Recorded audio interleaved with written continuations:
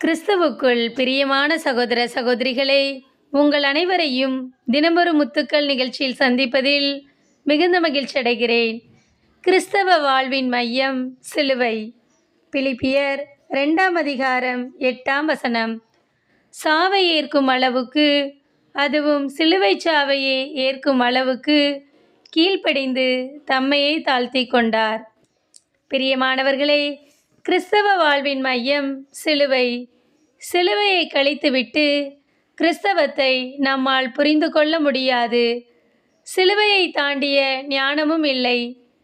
சிலுவை நமக்கு பலவற்றை கற்றுத்தருகிறது. இயேசுவுக்கு முன்பும் பல்லாயிரம் பேர் சிலுவையில் உயிர் விட்டிருக்கிறார்கள்.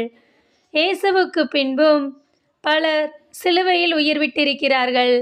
ஆனால் இயேசுவின் சிலுவைச் சாவுதான் வெற்றியின் அடையாளம். இங்கே அவர் கடந்து வந்த வழிகள் ஏராளம். இயேசு சந்தித்த சூழலில் ஒரு பங்கை கூட நம்மால் தாங்கிக் கொள்ள முடியாது. இயேசுவோ ஒவ்வொரு கட்டத்திலும் துணிச்சலோடு இருந்தார். அதிகார இருக்கைகளைக் கண்டு அவர் அஞ்சவில்லை. ஆலயத்தின் அதிகார துஷ்பிரயோகத்தை சாட்டையால் அடித்தார். துணிச்சலின் உச்சமாய் சிலுவையை தொடுகிறார். வலி உயிரை கொள்ளாமல் கொள்ளும் என்பது அவருக்கு தெரியும். உடல் முழுவதும் இரத்த குளமாய் மாறும் என்பதும் தெரியும். ஆணிகளில் தொங்குவது அவஸ்தை என்பதும் தெரியும். ஆனால் அனைத்தையும் துணிச்சலோடு எதிர்கொண்டார். சிலுவையை பரிசாய் பெற்றுக்கொண்டார்.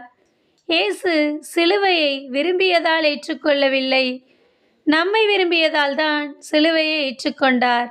சிலுவை இல்லாமல் வெற்றி இல்லை. சிலுவை இல்லாமல் நமக்கான மீட்பும் இல்லை. அத்தகைய சிலுவையின் நாயகனை உறுதியாய் பற்றி கொள்வோம்.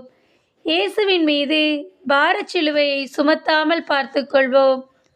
அன்பு இறைவா, நீர் எனக்காக பட்ட பாடுகள், வேதனைகள் இவற்றை அறிந்தும் நான் இன்னும் மனம் மாறாமல் இருக்கிறேனே. இந்த தவக்காலத்திலாவது எங்களுக்குள் புது மனமாற்றம் பிறக்கட்டும் இறைவா. ஆமேன்.